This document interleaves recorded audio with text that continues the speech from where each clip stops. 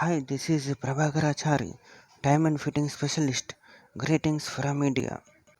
Let us discuss about benefits of nine gemstones. The Navratna is a jewelry design featuring nine gemstones representing the nine celestial gods or planets in astrology.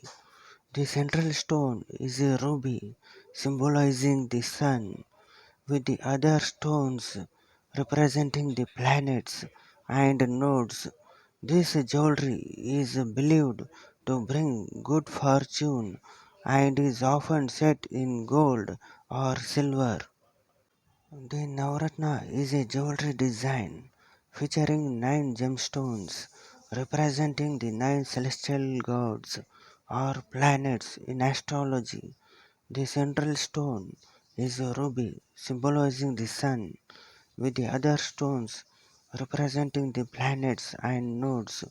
This jewelry is believed to bring good fortune and is often set in gold or silver.